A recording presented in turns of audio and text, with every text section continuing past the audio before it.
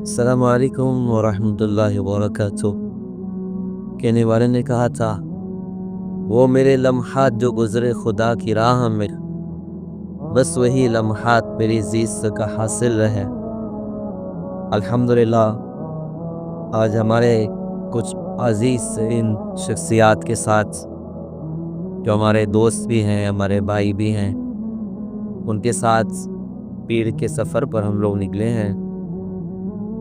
بھیڑ والے ماشاءاللہ ہمارے کئی دوست احباب اور علماء کرام ہر سال وہ استقبال رمضان کے عنوان پر ان کی بڑی شاندار محنتیں ہوتی ہیں اور لوگوں کو رمضان کے اعتبار سے تیار کرنا ہوتا ہے، اور بہت خیر کے کام ماشاءاللہ وہ حضرات کر رہے ہیں۔ پورے اپنے علاقے کی انسانیت کی بڑی خدمت کرتے ہیں۔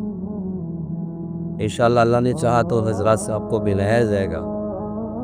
روزانہ تقریباً 120 یا کچھ 150 گھروں تک ماشاءاللہ وہ لوگ کھانا پہنچاتے ہیں، بیوہ، مسکین، ضرورت مند، اور جا کر ان کو کھانا پہنچایا جاتا ہے ماشاءاللہ۔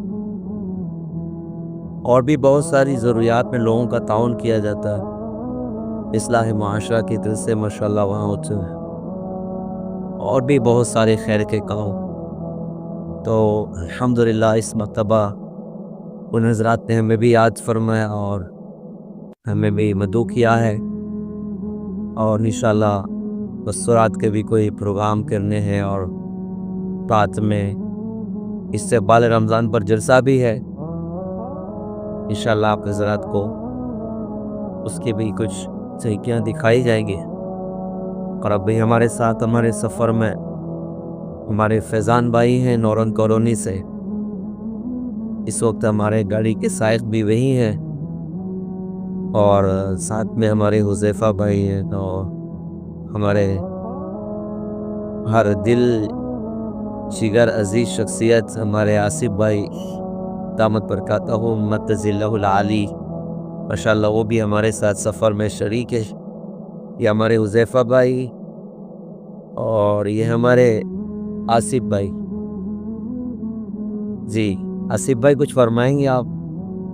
بس اتنا ہی کریں گے۔ یہ دیکھیے ہمارے فیضان بھائی ہیں ماشاءاللہ، یہ بھی جانی مانی شخصیت ہے ہمارے اپنے گاؤں کی الحمدللہ، اور سفر تیزی کے ساتھ شروع ہے۔ کبھی عرش پر، کبھی فرش پر، کبھی در بدر، کبھی ان کے گھر، کبھی عاشقی تیرا شکریہ میں کہاں کہاں سے گزر گیا۔ صدا ان کو مرغوب سیر و سفر تھا، ہر ایک بر اعظم میں ان کا گزر تھا، تمام ان کا چھانا ہوا بحر بر تھا، جو لنکا میں ڈیرا تو بربر میں گھر تھا۔ اللہ تعالی ہمیں صحابہ والی خوبصورت زندگی عطا فرمائے ہیں، اللہ تعالیٰ ان کی صفات ہمیں نصیب فرمائے، اللہ تعالیٰ ان حضرات کے ساتھ ہم سب کا حشر فرمائے۔ اللہ تعالیٰ نے اس امت کے خمیر میں یہ بات لکھی ہے کہ امت اللہ کے دین کے لیے دنیا میں پھرنے والی ہے، چلنے والی ہے، کہ اللہ کا کلمہ دنیا میں بلند ہو، اللہ کا دین دنیا میں زندہ ہو۔ اور یہ ہمارے لیے بہت بڑی نعمت اور سعادت کی بات ہوگی کہ ہم جئیں تو دنیا میں اللہ کا دین زندہ ہو، اور ہم مر بھی جائیں تو دنیا میں اللہ کا دین زندہ ہو۔ اللہ ہم سب کو یہ نعمت اور دولت اللہ تعالیٰ عطا فرمائے۔ جزاک اللہ۔ السلام علیکم۔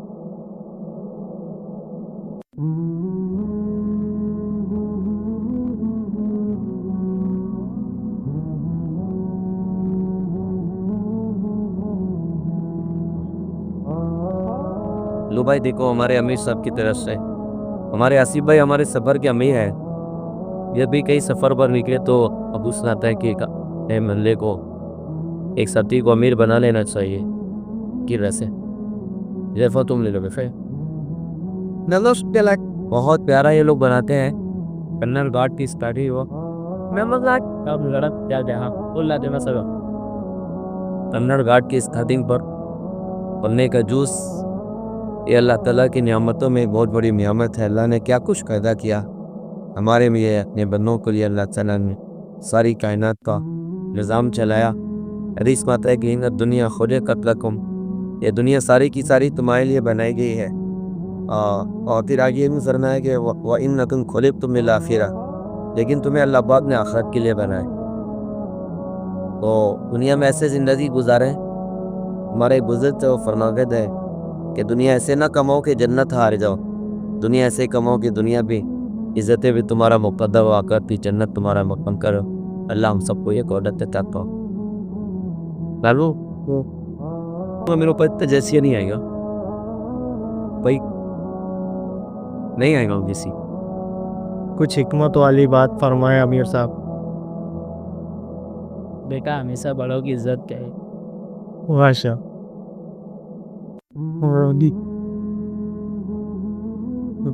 بہت شکریہ میرے تعریف زیادہ سر نا ادب سے ہی انسان ہے، ادب جو نہ سیکھے وہ حیوان ہے۔ ملفوظات ہیں ہمارے امیر کے، آپ حضرات غور سے سنیے اور اس کو یاد رکھیے اور اس کے مطابق عمل کیجیے۔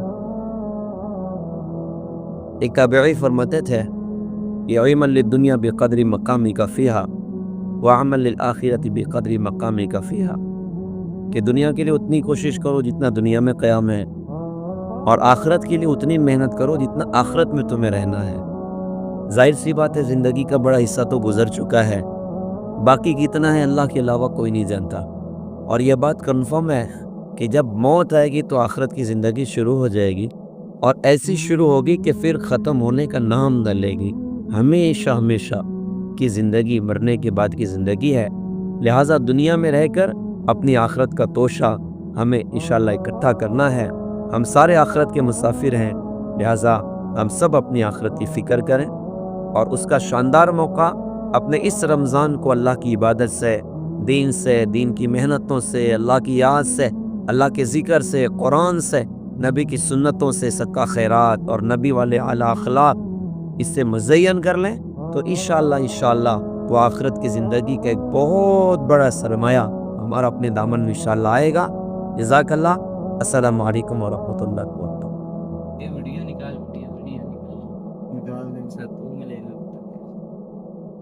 یہ دیکھو یہ بندر میاں یہاں پر آ گئے، ایک کانچ بندر بھائی اوپر گیا۔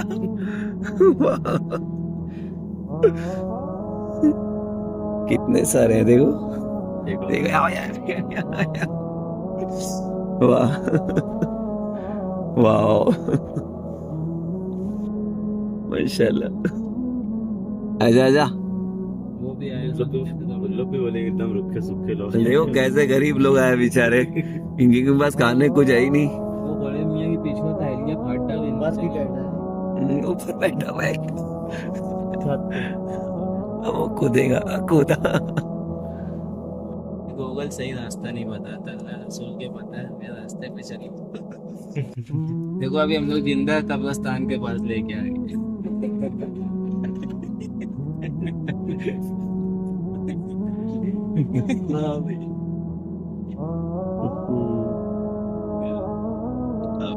ماشاءاللہ الحمدللہ آج ہمارا بھیڑ آنا ہوا، اور اللہ کا فضل ہے کہ ان تمام حضرات سے ملاقات، اور بڑا شاندار پروگرام ان حضرات نے ماشاءاللہ یہاں پر کیا۔ دوپہر میں مسورات کو بھی جوڑا، اور شام میں مرد حضرات کا ایک بہت بڑا اجتماع ان حضرات نے رکھا استقبال رمضان کی خوبصورت عنوان پر۔ اور آپ حضرات کو سناتا چلوں کہ یہ جو شخصیات آپ حضرات کو نظر آ رہی ہیں یہ خیر کی بہت بڑی چابی ہے ماشاءاللہ۔ یہ حضرات امت کی خدمت بھی بہت ہیں، انسانیت کا درد بھی بہت رکھتے ہیں، اور اس طرح بھی بہت سارے خیر کے کام اصلاح معاشرت کے ذریعے سے اور دینی نسبتوں پر نوجوانوں کو تیار کرنا، گناہ سے ان کو بچانا ماشاءاللہ ان حضرات کا بہت بڑا کام ہے۔ اور بطور خاص ہمارے مفتی انور صاحب دامت برکاتہ اور اس رفقہ ماشاءاللہ ایجم کے اس علاقے میں دین اور دین کی محنت ماشاءاللہ کر رہے ہیں۔ اللہ تعالیٰ سے دعا ہے کہ اللہ تعالیٰ ان حضرات کی محنت کو بہت اللہ تعالیٰ مبارک فرمائے۔ الہند ادارہ صوت الاسلام کے نام سے ماشاءاللہ فاؤنڈیشن ان حضرات کی ایک بہت بڑی ماشاءاللہ محنت ہے۔ اللہ تعالیٰ بہت مبارک فرمائے، بہت قبول فرمائے، اور اللہ تعالیٰ ان کو خوب ترقیات عطا فرمائے اور شادابی اللہ تعالیٰ عطا فرمائے، اور اللہ تعالیٰ ہم لوگوں کو بھی ان کے جو خیر اور نیکیاں ہیں اس طرح ہم کو بھی اللہ پاک نیکیاں کرنے کی توفیق عطا فرمائے۔ بہت شکریہ سرف صاحب.